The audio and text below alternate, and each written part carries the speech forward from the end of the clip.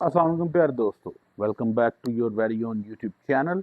तो व्यूअर्स, आज हम एक इंतहाई एक्सक्लूसिव टॉपिक डिस्कस करने लगे हैं which is hardness of material. तो आप बुनियादी तौर पर मैंने जैसा कि पिछली वीडियोस में आपसे कोशिश की ये डिस्कस करने की कि on professional level when it comes to metallurgy as well as in your industrial steel, क्या क्या किस्में होती हैं स्टील की, आप जनरली कैसे जाके जज कर सकते हैं कि आपको जो स्टील दिया जा रहा है वो आपकी जो रिक्वायरमेंट है उसके मुताबिक है या नहीं।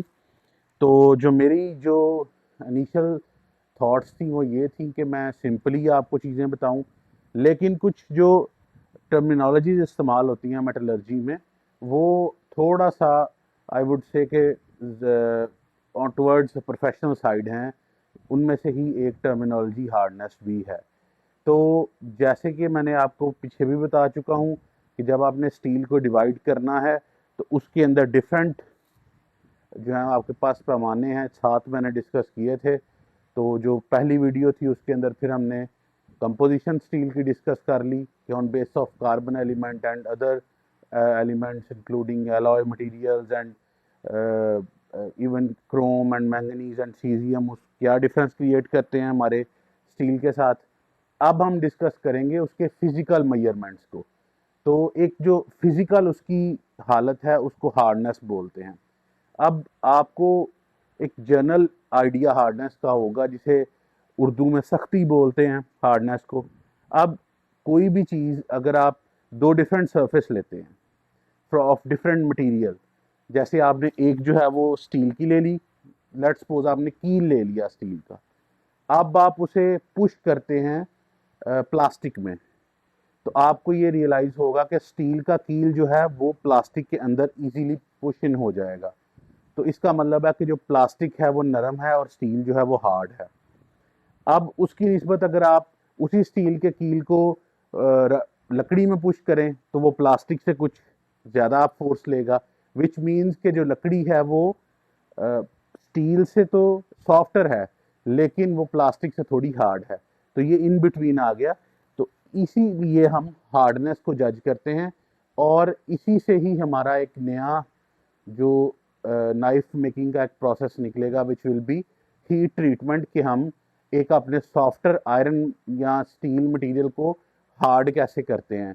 तो ये बेसिकली एक ट्रांजिशनल वीडियो होगी और मैं जो नेक्स्ट वीडियोस लेके आऊँगा उनमें हम मेटलर्जी की कंपोजिशन इतनी डिस्कस नहीं करेंगे। शायद एक आध टॉपिक और रह चुका है डिस्कस करने के लिए वैसे भी in regards to steel making, blade making, blade smithing के लिए, क्योंकि बाकी तो खैर फिर अगेन वो हमारे इस चैनल से रिलेटेड नहीं है। लेकिन अगर कोई मेरा व्यूअर मुझसे क्वेश्चन करेगा किसी भी टॉपिक के बारे में, क्योंकि मेरे अंदर ये सलाहियत है कि मैं इस चीज़ पे वीडियोस बना सकता हूँ, तो I will try to guide you कि किस तरह जो है हम मटेरियल काम करते हैं। तो आज जो हम टॉपिक डिस्कस कर रहे हैं वो हार्डनेस है। अब हार्डनेस के अंदर मैंने आपको एग्जांपल दे दी। तो बेसिकली होता क्या है कि हार्डनेस चेक करने के लिए डिफरेंट तरीक़ेकार इस्तेमाल किए जाते हैं। अब हार्डनेस की तारीफ क्या होती है उससे हम रियलाइज़ करेंगे कि हम हार्डनेस को चेक कैसे करते हैं। हार्डनेस जो है वो अगर मैं सादा लफ्ज़ों में बयान करूं तो किसी भी मटेरियल की अपनी इंडेंटेशन के दरमियान डिफॉर्मेशन को रोकने की सलाहियत को कहते हैं। अब इसके अंदर 3-4 काफ़ी टफ टर्मिनोलॉजी इस्तेमाल हुई हैं। So we can define hardness as resistance to deformation by indentation. So indentation क्या होती है? किसी मटेरियल को दूसरे मटेरियल के अंदर दबाना, पुश करना। तो उस पुश करने से जो निशान बनेगा उसको इंडेंटेशन बोलते हैं। सो अगर कोई मटेरियल रेजिस्ट कर रहा है कम, इट मीन्स कि वो इजीली निशान डाल देगा, और अगर कोई मटेरियल ज़्यादा रेजिस्ट कर रहा है तो उसके अंदर निशान डालना उतना ही मुश्किल होगा। इसीलिए जो सॉफ्टवेयर मटेरियल होते हैं उनकी इंडेंटेशन की सलाहियत, रेजिस्टेंस टू इंडेंटेशन कम होती है, इसीलिए जो हार्डर मटेरियल है उसके अंदर पुश इन कर जाते हैं। तो बेसिकली इसके अंदर आपको 3-4 चीज़ें चेक करनी बहुत ज़रूरी है हार्डनेस में। हार्डनेस को अगेन हम स्टील की ज़ुबान में यील्ड स्ट्रेंथ भी बोलते हैं। तो आपने दो तीन चीज़ों का ख्याल रखना है इन चीज़ों में। वो ये है कि आपने हार्डनेस को मेजर करते हुए मटेरियल की लोकलाइज्ड प्लास्टिक डिफॉर्मेशन जो है वो चेक करनी है, और उसको स्क्रैच भी आप कर सकते हैं, इंडेंट भी आप कर सकते हैं, लेकिन आपने फ्रैक्चर और डिस्ट्रक्शन की तरफ नहीं लेके जाना। यानी कि आपने मटेरियल को हार्डनेस चेक करते हुए इतना नहीं तोड़ना कि वो अपनी शेप को डिफॉर्म कर जाए या टूट जाए या क्रिस्टलाइन हो जाए या बिखर जाए। तो तब आपकी हार्डनेस चेक नहीं होगी। डिस्ट्रॉय होने से पहले पहले आपकी हार्डनेस मटेरियल की चेक हो जाएगी। तो मैं आपको ये चीज़ आप बताऊंगा कि plastic deformation, elastic deformation, fracture में क्या डिफरेंस है। इन अ सिंपल लैंग्वेज हम इस पर ज़्यादा बहस नहीं करेंगे, क्योंकि अगेन वो एक बहुत ही ज़्यादा प्रोफेशनल टॉपिक हो जाएगा।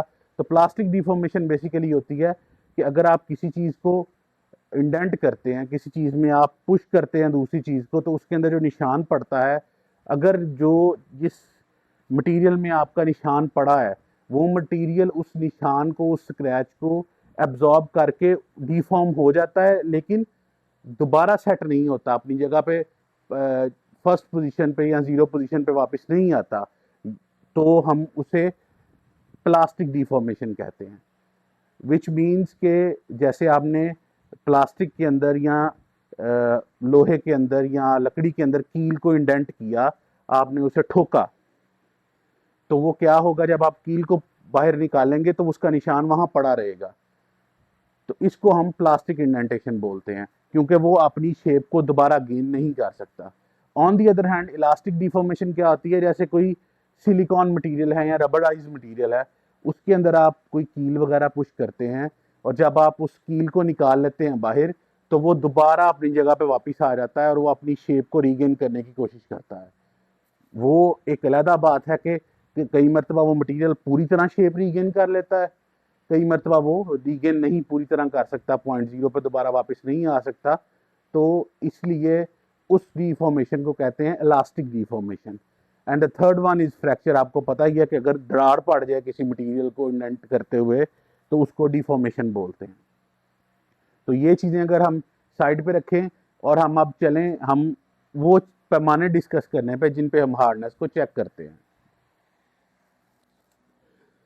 तो व्यूअर्स, आपको अब एक फ्लो चार्ट नज़र आ रहा होगा अपनी स्क्रीन पे। इसके अंदर हम बेसिकली कोशिश करेंगे डिफरेंट लेवल ऑफ हार्डनेस को देखने की, कि कौन कौन से हमारे पास ऐसे तरीक़ेकार हैं साइंटिफिक जिनसे हम हार्डनेस को चेक कर सकते हैं। लेकिन जो हमारी फील्ड है ब्लेड स्मिथिंग की, उससे रिलेटेड हमारे पास चार ही हैं तकरीबन यूनिट। और इवन अगर हम मोस्ट हाई लेवल की मशीनरी की ग्रेडिंग की बात करें तो चार तरीक़ों से ही वो चेक की जाती है। बाकी जो तरीके हैं वो यहाँ आपके पोरस मटेरियल की हार्डनेस को चेक करने के लिए, यानी कि नॉन मेटल मटेरियल को, और यहाँ आपकी बहुत छोटे लेवल पे, मैक्रो लेवल पे चेक कर, माइक्रो लेवल पे चेक करने के लिए होते हैं, तो वो हम डिस्कस नहीं करेंगे। सो बेसिकली आपको फ्लो चार्ट पे नज़र आ रहा है, पहला तरीका है स्क्रैच से हार्डनेस को चेक करने का, इसे मो स्केल भी बोलते हैं। सो बेसिकली इसमें 10 रेटिंग ऑलरेडी डिफाइंड हैं आपके पास। इसके अंदर आपके पास सबसे जो नंबर 1 है वो स्केल है, लाइम स्केल भी बोलते हैं। Lime scale is a different thing, लेकिन यू कैन जज के स्केल उसे ही बोलते हैं। सो स्केल है सबसे पहले, वो सबसे सॉफ्ट मटेरियल है, और सबसे हार्ड आपके पास जो है वो कार्बन का आइसोटॉप यानी कि डायमंड है। तो इसके इनके साथ जज करके, इनके साथ कंपेयर करके आप हार्डनेस किसी भी मटेरियल की चेक करते हैं। तो ये इंडिकेटर है which is very old method, और ये मिनरल्स वगैरह पे ज़्यादा अप्लाई किया जाता है, पत्थर पे, सिरामिक पे, मेटल पे ये यूज़ नहीं होता। And the other one is your ASTM जो मेथड है, वो है आपके पास श्योर हार्डनेस का ड्यूरोमीटर मेथड। अगेन इसमें ये भी हमारी फील्ड से रिलेटेड नहीं है, तो मैं इस पर टाइम वेस्ट नहीं करूँगा। और जो लास्ट वन है वो हमारे पास है nano indentation, which is a very new model to check your hardness. इसमें बेसिकली जो है वो आपके पास फ्रीक्वेंसी चेक की जाती है मूविंग ऑब्जेक्ट की, जब वो हिट करता है। फोर्स डिस्प्लेसमेंट कर्व जो है वो इसमें बनाया जाता है नैनो इंडेंटेशन में। और अगेन ये एक बहुत ही कम्प्लेक्स चीज़ है, तो मैं इस पर फोकस नहीं करूँगा। हमारे पास जो अगेन सबसे इम्पोर्टेंट मेथड है वो है इंडेंटेशन हार्डनेस का। अब इंडेंटेशन हार्डनेस जो है वो दो लेवल पे होती है, एक मैक्रो लेवल पे अगर आपने बड़े लेवल पे करनी है, और अगर आपने माइक्रो लेवल पे छोटे लेवल पे करनी है तो वो मैं आपके पास दो स्केल इस्तेमाल होते हैं। तो सबसे पहला इसमें हम देख सकते हैं कि इंटरचेंजेबल भी हैं इसमें। अगर आप रॉकवेल और ब्रिनल हार्डनेस को निकाल दें तो जो विकर मेयर हार्डनेस है ये माइक्रो लेवल पे भी चेक करता है और मैक्रो लेवल दोनों पे, और अगेन माइक्रो लेवल पे आपके पास नूप हार्डनेस आ जाता है। लेकिन हमारे पास जो क्योंकि हम मैक्रो लेवल पे काम करते हैं बड़े लार्ज ऑब्जेक्ट पे, अब माइक्रो लेवल बेसिकली छोटा लेवल होता है, तो मैक्रो लेवल जो होता है उसमें आप लार्ज बार्स और आपके पास स्टील आ जाता है, मशीनरी आ जाती है स्टील की, तो उसमें ये इंडस्ट्रियल लेवल पर जो ज़्यादातर मेथड यूज़ होते हैं वो ब्रिनल हार्डनेस का मेथड है और रॉकवेल हार्डनेस का मेथड है। अब ब्रिनल हार्डनेस जो है सबसे पहले हम रॉकवेल हार्डनेस डिस्कस कर लेते हैं। रॉकवेल हार्डनेस जो है वो HRC से बोलते हैं, और HRC जो है वो बेसिकली ज़ाहिर करता है H for hardness and then CRC for.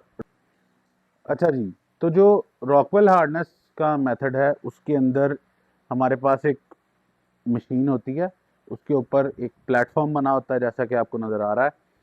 तो इस प्लेटफॉर्म के ऊपर आप अपना सैंपल रखते हैं, वो कोई भी मेटल हो सकती है, you can use alloy metal, stainless steel metal, कि जिसकी भी आपने हार्डनेस चेक करनी है। तो इसके अंदर बेसिकली होता क्या है कि ये जो इंडेंटर बोलते हैं इसे, जो ऊपर से पिन आ रही है जो कि आपके सैंपल के अंदर इंडेंट करेगी, उसको जो है पुश किया जाएगा अंदर, तो उसको उस पिन के आगे या बॉल लगा होगा या आपके पास एक कोनिकल शेप लगी होगी, दोनों से ही ये किया जाता है। मोस्टली कॉनिकल शेप होती है, तो वो जितना प्रेस होगा अंदर वो आपको डायल जो है वो मूव होकर दिखाएगा, और आप फर्स्ट और लास्ट जो रेटिंग है आपकी वो लेके, इसका एक फॉर्मूला होता है, उस फॉर्मूले के अंदर आप पुट इन करेंगे तो आपका हार्डनेस वो बता देगा, और इसका यूनिट HRC में ही लिखा जाता है। तो जो इनिशियल लोड होता है वो 10 kg, और जो फाइनल लोड होता है वो 100 kg मैक्सिमम हो सकता है। इसके दरमियान आप जो है वो 10 से 15 सेकंड ये लोड पुश करते हैं, तो आपको उसकी हार्डनेस का डिजिटल जो एनालॉग डायल होता है उसके ऊपर वो बता देता है। अब खैर वो डिजिटल मशीन्स भी आ चुकी हैं। तो ये है जी हमारा रॉकवेल मेथड। अब जो रॉकवेल मेथड के साथ मेथड यूज़ होता है, जैसा कि मैंने आपको बताया, वो मशीन्स के लिए आपको दो ही मेथड मिलेंगे ज़्यादा अगर आप हार्डनेस लेने जाएंगे मार्केट में। एक आपको HRC यूनिट मिलेगा, वो मैंने आपको बता दिया कि H for hardness and then RC मतलब रॉकवेल, और जो दूसरा मेथड है वो BHN होता है, which means Brinell hardness number. अब जो ब्रेनल हार्डनेस नंबर है इसमें भी सिमिलर इंडेंटेशन की जाती है, लेकिन इसके अंदर आपको एक पिरामिड स्क्वायर शेप जो है वो यूज़ किया जाता है। तो जैसा कि आपको स्क्रीन पे नज़र आ रहा है कि पिरामिड है, एक स्क्वायर शेप अंदर बना हुआ है which is basically a diamond, तो उसको मटेरियल में पुश किया जा रहा है। इस तरह ये ऊपर से आके मशीन से पुश होगा, और इसके जो डायामीटर है दोनों तरफ D1 और D2 ये हम कैलकुलेट कर लेंगे, विच इसके जो एक्सिस है वो इसका जो एंगल है टोटल दोनों आपकी लेंथ का पिरामिड्स की, वो D1 और D2 का 136 डिग्री सेंटीग्रेड बनता है। Then we will put it in a formula, और उससे हम इसका हार्डनेस निकाल लेंगे। मैं कोई इंजीनियरिंग बेस्ड लेक्चर पे इसमें नहीं जाऊंगा, लेकिन बहरहाल ये दो मेथड ही यूज़ होते हैं ज़्यादा। अब हम बात करते हैं कि हार्डनेस जो है वो आखिर नाइफ मेकिंग में कैसे यूज़ होती है हमारी फील्ड में। अब यार होता यह है कि कुछ मटेरियल्स जनरली नरम होते हैं, माइल्ड स्टील वगैरह जो है वो नरम होता है, उसकी हार्डनेस काफ़ी कम होती है, और जो स्टेनलेस स्टील होता है वो उससे थोड़ा हार्ड होता है। Then comes your caesium, vanadium steel आता है, फिर सीजियम। ये बेसिकली एलॉयज़ पर डिपेंड करते हैं कि आप क्या एलॉय मिक्स कर रहे हैं। तो जो जितना मटेरियल जितना ज़्यादा हार्ड होगा, जिसका HRC यूनिट जितना ज़्यादा होगा, उसकी धार उतनी ही अच्छी निकलेगी लेकिन वो टाइम भी उतना ज़्यादा लेगी क्योंकि उसे धार को जो उसका बर निकालने में और उसकी जो आपके पास वायर एज है वो निकालने में आपको टाइम लगेगा रेती के ऊपर। इवन वो जो मशीन है उसके ऊपर भी टाइम लेगी, लेकिन उसकी धार इतनी स्ट्रांग होगी कि आप उसे काफ़ी ज़्यादा टाइम तक इस्तेमाल कर सकते हैं रादर देन सॉफ्टवेयर मटेरियल। तो जिसकी हार्डनेस कम होगी उसकी धार आसानी से निकल आएगी, लेकिन वो धार चूंकि इसको फॉल्स एज बोलते हैं तो वो टेढ़ी जल्दी हो जाती है उसके सॉफ्ट होने की वजह से। तो वो धार टेढ़ी होके आपकी चलाई में फ़र्क आ जाएगा आपके नाइफ की। तो मटेरियल हार्ड होगा, धार अच्छी लगेगी, मटेरियल सॉफ्ट होगा, धार जल्दी तो निकल आएगी लेकिन कम टाइम चलेगी। तो ये था आज का हार्डनेस का टॉपिक। मैंने खुद ही इसे ब्रीफ रखा है, ज़्यादा टेक्निकलिटीज़ में नहीं गया। अगर आपको फिर भी टफ लगा हो तो उसके लिए मैं माज़रत ख़्वाह हूँ, लेकिन आपको इसकी बेसिस बताना ज़रूरी थी। अब हम नेक्स्ट जो एक दो स्टील्स की कैटेगरी हैं उनको डिस्कस करेंगे नेक्स्ट वीडियोस में, और उसके बाद हम चलेंगे नाइफ मेकिंग की तरफ। और नाइफ मेकिंग पे मैं वीडियोस बनाऊंगा कि आखिर एज प्रोफाइलिंग कैसे करते हैं आपके पास। और स्टील की तो मैंने वो जो ड्रॉ आउट करके रखी, कम से कम 20 से 25 कैटेगरीज मैंने ड्रॉ आउट करके रखी हैं कि इन पे मैं वीडियोस बनाऊंगा जो मेरे पास भी मौजूद हैं। और मैं रिव्यूज़ भी अब छुरियों के लेके आऊँगा जो पाकिस्तान मेड भी हैं, इंटरनेशनल भी हैं। तो व्यूअर्स को लाइव भी आपको इन वीडियोज़, ये तो थ्रेटिकल बातें हैं ना वीडियोज़ में, तो आपको जब लाइव पता चलेगा तो आपको इन बातों को जानने के बाद जब आप उन्हें लाइव देखेंगे तो आपको ज़्यादा बेहतर तरीके से समझ आएगा। तो व्यूअर्स, आई होप कि आपके कानों पे ये ग्राह नहीं गुजरेगी वीडियो। तो स्टे ट्यून, अब नेक्स्ट वीडियो आ रही है J2 स्टील पे, 420 J2। Thank you very much, God bless you all.